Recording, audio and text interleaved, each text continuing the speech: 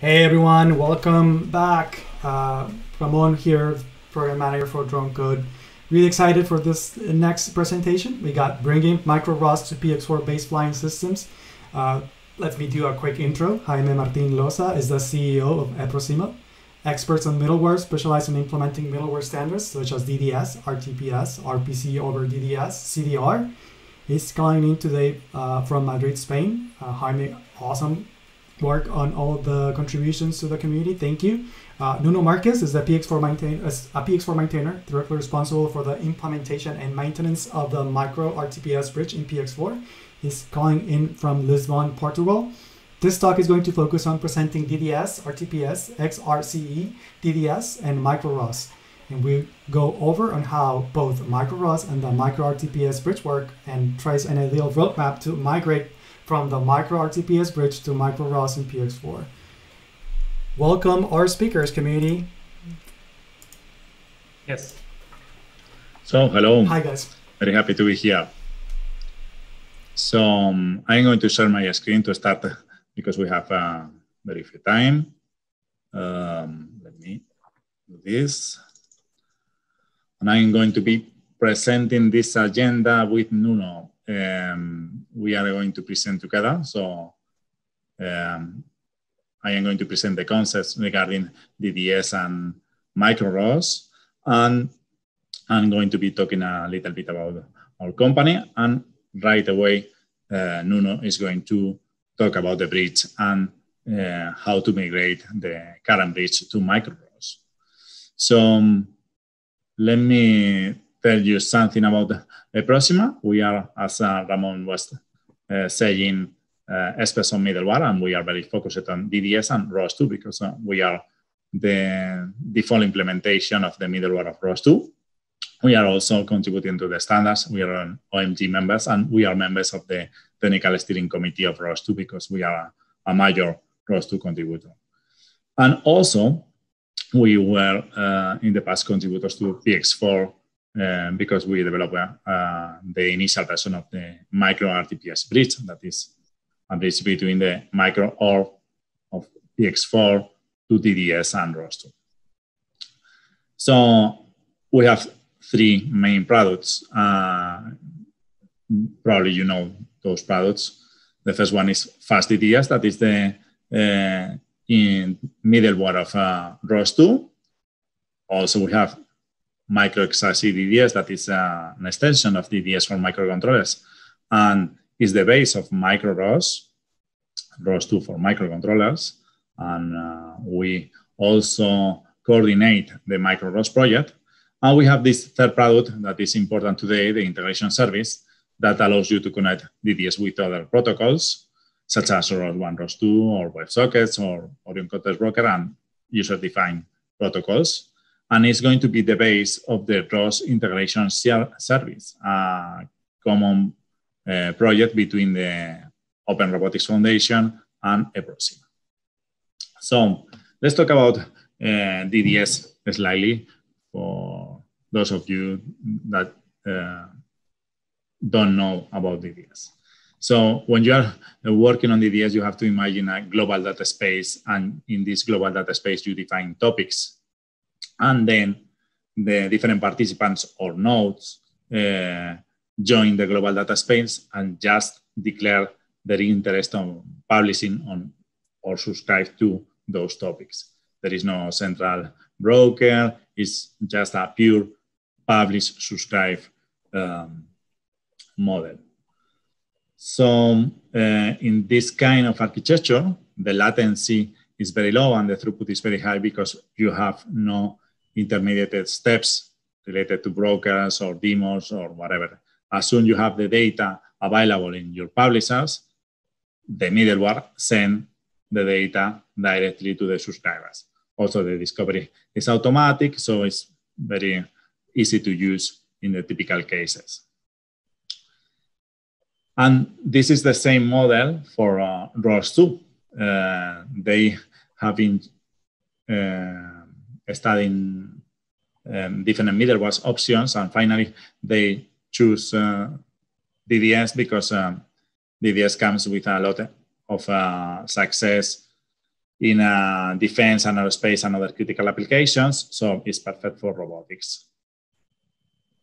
So in the case of ROS2, you have the typical layers you have in ROS1, the C++ and Python and Java APIs, and a C API. And then you have the different middleware interfaces that are basically DDS implementations, and the default implementation is Fast DDS. So why it is interesting to bring DDS to PX4? Basically because you can connect a lot of different modules of ROS2 or DDS applications into the companion board using this bridge, this current bridge you have called micro-RTPS. Basically, you have all the power of ROS2 and DDS applications within your drone. And then we have these extensions, this extension of DDS that is called XRCE-DDS as the standard of the ONG, and it stands for Extreme Resource Constrained Environment DDS. And then you have the same model you have in DDS, but you need a special node that is the XRCE-DDS agent, and the clients that are going to run in the microcontrollers connect to this agent. The client is a very tiny C application, and you have all the power of DDS within your microcontroller. This is not just a bridge, but a proxy.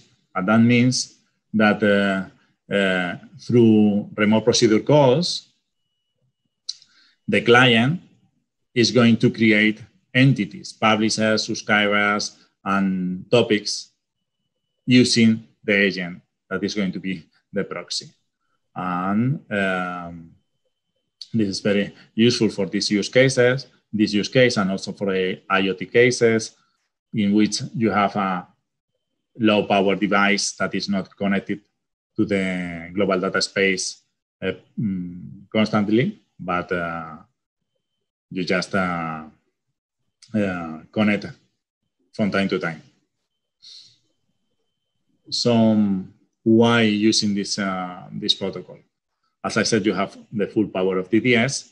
It's compliant with a standard. We have the first implementation of the standard, but it is natural that in the future it's going to be more, we are going to have more implementations out there. Our default supported platform is NuttX, the same operating system you are using for PX4. This is not a casual event, but we choose NuttX on purpose. And also, we support FreeRTOS and Zephyr, and it is easy to port to other different platforms. So you have also additional features such as fragmentation, services, IPv6 and multiple transports, and others. And last but not least, I'm going to talk a little bit about the integration service. It's basically a common project between eProsima and the Open Robotics. And it's basically a bridge designed for DDS and ROS2. And you have different protocol adapters like a WebSocket, ROS1, ROS2, or in Context Broker, and you can create your own protocol adapter that we call system handler. And let's talk a little bit about micro-ROS. Micro-ROS is something very similar to ROS2, but for microcontrollers. As you can see, there is a one-to-one mapping between the concepts you have in ROS2 for microcontrollers. But we don't use the full DDS, but this XRCE-DDS extension for microcontrollers. So it's the same idea, and the platforms we support for micro-ROS are the same platforms we are supporting for XRCE-DDS, that is Zephyr, NuttX, and free RTOS. And well, now Nuno is going to explain how to use this within PX4. Hi, everyone. So I'm going to start sharing my screen. Okay, perfect. So as everyone knows, we already have, I would call it PX4-Fast RTPS bridge implemented in PX4. It exists since 2017, and it was already presented also in the past summit. Just an overall overview of what it does. So you have two components. We have the client and the agents. And the client is associated with the Autopilot side, and while the agent is associated with the off-board computer. And following the flow of data, you can, so the idea is that you have a one-to-one conversion or one-to-one mapping between the data that is being published and subscribed in Middleware and the data that is being published and subscribed on by DDS participants on a specific DDS domain, which can be, of course, ROS2. And you start by, for example, if you have a Middleware process or a PX4 module process that is publishing Middleware data, the client will basically subscribe to that data, will serialize it, write it to a UART or a UDP link. Well, and in the agent side, that data is going to be read, going to be deserialized, and then Fast RTPS or Fast DDS will have the work of publishing into a specific DDS domain.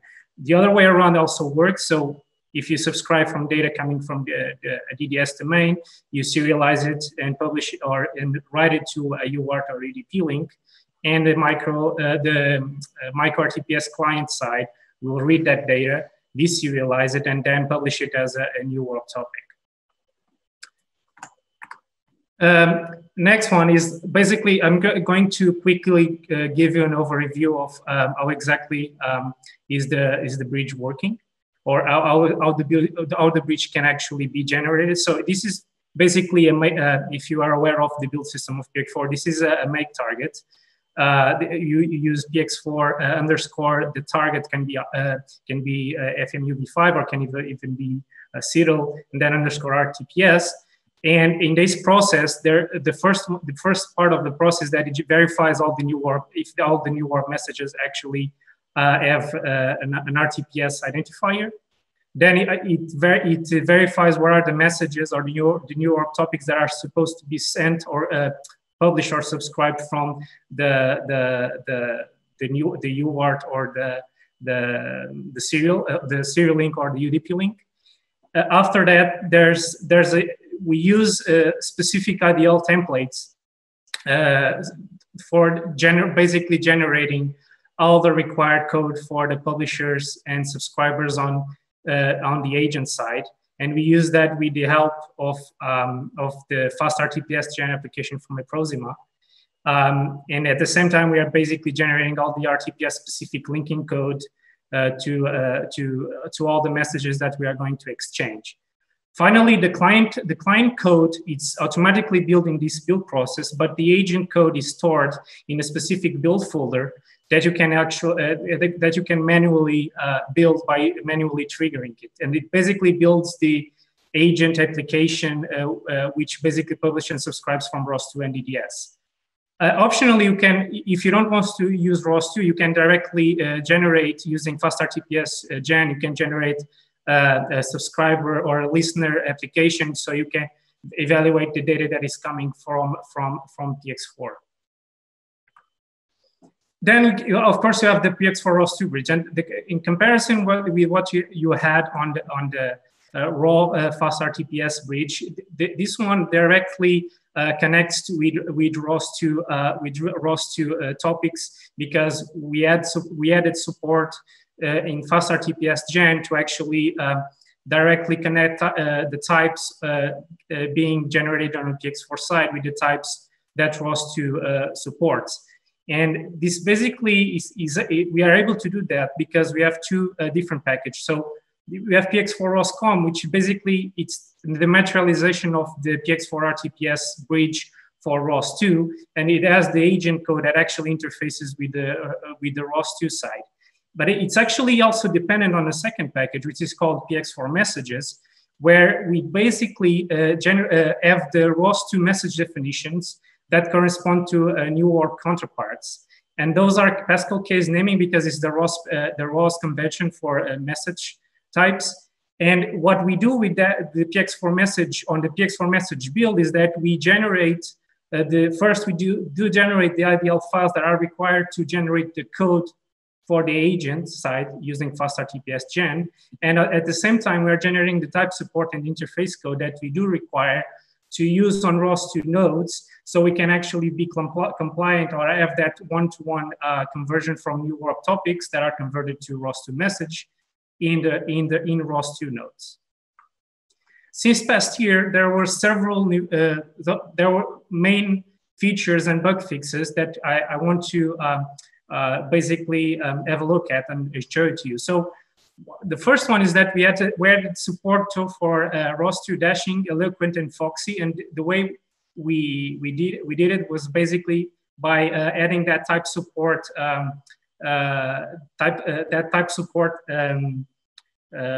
conversion on the Fast RTPS Gen, and we are able to actually have that one-to-one conversion with ROS2 topics present in dashing, eloquent, and foxy. Foxy is actually, or the foxy support was actually something that happened in the past two weeks. Time synchronization is really important because we have the agent and the client with different timestamps. So we have the timestamp on PX4, we have the timestamping also on the agent side, so on the companion computer, and they usually have different monotonic times, and we want them to be synchronized. And if we exchange data between the agent and the client, we want to be sure that the message timestamping is actually synchronized. At the same time, also the participant and the topic filtering is really, really important because things like publishing data and then subscribe to the same data that we published, it's not ideal. It's not that what we want. So we are also topic filtering on both the agent and the client side. And currently, and this was added like 2 weeks ago, we added support for eProsima Fast DDS, but keeping also back support to all the versions since Fast RTPS 1.6. And then we arrive, of course, to the new bridge that we are aiming to bring to PX4. And right now we are calling it a micro-DDS bridge. Being it a bridge or not, that's conceptually something that can be discussed because, of course, micro XRCE-DDS will serve as a proxy more than just a bridge. But in this case, what we are replacing is what we had with micro-RTPS in the PX4 side, and also on the companion computer side. We now have the micro XRCE-DDS client and agent on that side, and we are basically helping or extending the DDS domain into PX4. And although we have this straightforward many-to-many data exchange before also in PX4, right now we are currently able to take the full advantage of what micro XRCE-DDS can provide. So this is a protocol from the MG consortium, and this is a specific implementation from eProsima. And what we are bringing is the full capabilities of DDS into the microcontroller. At the same time, the client library is dynamic and it's static memory free, and that means that instead of just the wire protocol, instead of just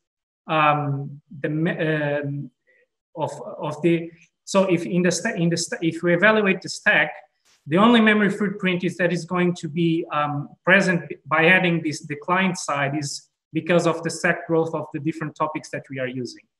At the same time, we have this profiles concept where we can actually add or remove functionalities to the library, changing where basically what changes is the binary size. So you change the binary size, also you will be also have more flexibility to different targets that you're actually aiming for. And at the same time, we also have these so-called micro XRCE-DDS gen, which allows you to generate all these serialized and deserialized code which basically use helpers from micro CDR.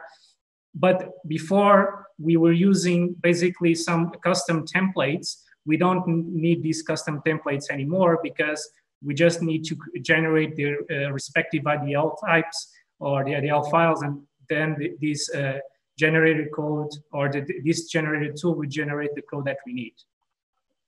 So we come up with the PX4-ROS2 bridge.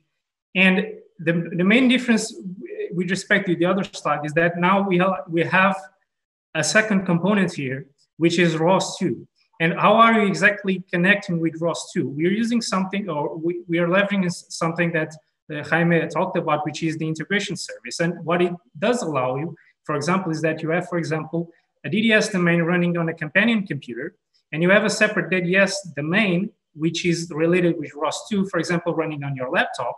And you can leverage the introspection and tooling from ROS2 on your laptop while isolating the drone DDS domain from the other domain. So this allows you to basically have a low stack or a low footprint DDS implementation running on a drone, because you're not bringing ROS2 to it. Otherwise, you could do it as well. But at the same time, you are separating the waters here. So you have DDS for the drone, and you have DDS for ROS2, and the integration service allows you to do that. And it allows you to do another thing. So while before we will be using the ROS1 bridge to do the bridge between ROS2 and ROS1, and in consequence, you'll be bridging ROS1 with PX4. We don't need this in this case because we can leverage the integration services from eProsima. In specific, we have a system handler for ROS1 that we can use, and you can directly communicate with PX4 using ROS1 by the means of the integration service. This also, as Jaime told you, this is not just about the integration service for ROS, but also for other middlewares that can be brought into communication with PX4, like context and message brokers, and even TCP tunneling through one. And now we are up to the last part, which is basically the bring up of micro-ROS into PX4. So as micro-ROS leverages micro XRCE-DDS, what we do in this case is that we bring micro-ROS client and agent, as I said, leveraging micro XRCE-DDS below it. But at the same time, we are capable of using the ROS2 client libraries and the functionalities and the API that it's brought from ROS2, but on the microcontroller, which means that you can, for example, use the ROS2 API on a PX4 module and, for example, subscribe to data on a new WAR topic and publish it as a ROS2 topic directly on the microcontroller. About the bridge migration. So we split this into two different phases. The first phase is basically bringing micro XRCE-DDS into PX4. So it's basically migrating from micro-RTPS to the micro-DDS proxy or bridge. And the idea is that you need first, of course, to remove the current client templates because they're customized. We don't need those because we can basically use IDL files to generate the code that we need using micro XRCE-DDS gen. We do some code adjustments, of course, that support the integration of micro XRCE-DDS, and that include, of course, bringing leveraging the new ORP to IDL type conversions, and at the same time, leveraging what we brought in the last year, which is the time synchronization and filtering. At the same time, on the agent side, we're going to leverage the integration service. So on the PX4-ROS.com package, because we want to have direct integration with ROS2 by the means of the usage of the integration service. Of course, in the end, this all needs some sort of validation and code and documentation update, and that can be done through the unit test and integration tests, and of course, some example applications where we validate on something that is real. So it can be something as a system monitoring vehicle control, etc. The second phase is bringing micro-ROS to PX4. So with micro XRCE-DDS in place, we integrate the ROS client libraries, which are brought with the micro-RTPS client. And since there are already support for some ST targets, but not STM32F7, which targets like platforms like the PX4, it's important that we make this integration for F7 first, and then not only in the PX4, but we can have support for this in a platform like this Altarian Skynode. Of course, other platforms need to be integrated further because we are not just supporting ST targets on PX4, we have other targets that we want to integrate and validate. And as we did the code validation, code modifications for the micro XRCE-DDS, we also need to do the same thing for micro-ROS and basically leverage the ROS2 API or the client libraries on the PX4 side by using the ROS API inside PX4. And again, some validation needs to be done by means of unit and integration tests and also by example applications. And that's all from our side. We're now free to receive your questions. Great, thank you guys. Ramon here, can you still hear me? Yes, I can. Awesome. So I'm going to share some questions from the community with you. Please read out loud the questions before answering them.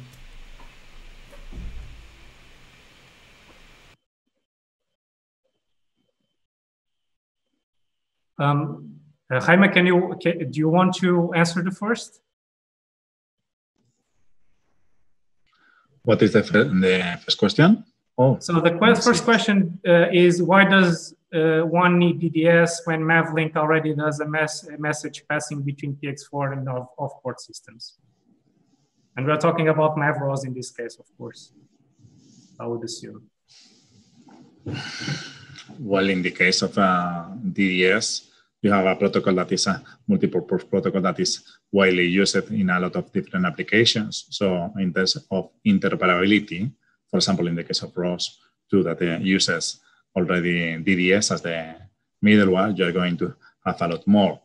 And also DDS has a lot of heritage in different data links. So it has been used in UAVs, in tactical data links, and well, you can make use of all that history to incorporate that use cases to your system.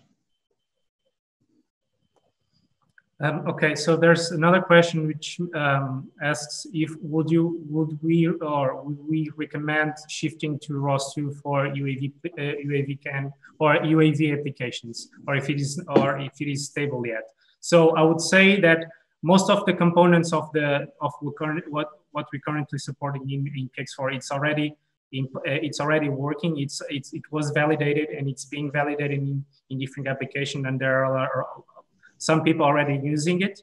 I would say that this jump into micro XRCE-DDS will even make the bridge itself and what we're trying to achieve with this PX4 ROS2 bridging, well, it will make it for sure much more stable and with the security and the performance that we're trying to achieve with the inclusion of DDS. So the other question is, how do you see the future of ROS2 in the UAV industry and its PX4 environment?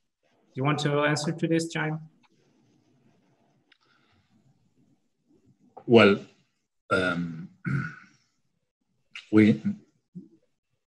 you have the different markets for, let's say, professional UAVs in the defense and aerospace markets, and consumer drones.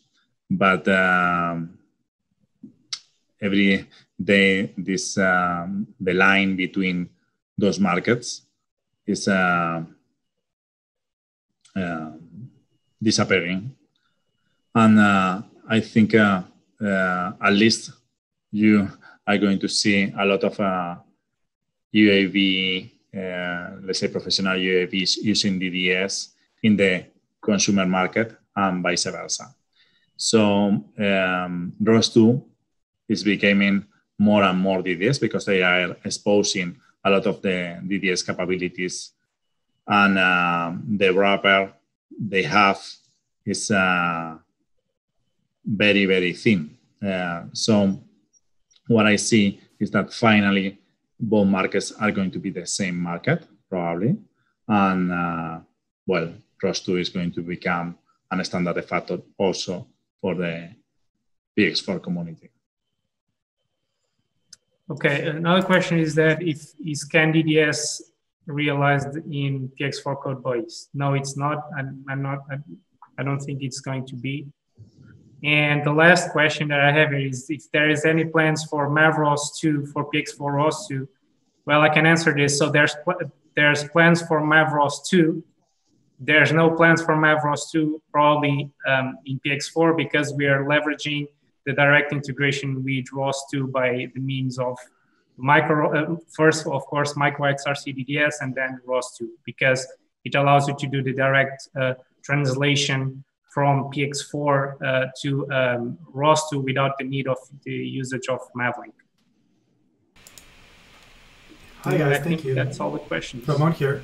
Nuno, thank you for your time. Thank you, Jaime. Thank you. This was really great. I'm Ramon here, your host, speaking. Please join me in thanking Jaime and Nuno. Thank you for your presentation and all the grandiose open source contributions. Tremendous work from both of you to help us where we are here. Thank you, and I'll see you guys on Slack. Bye.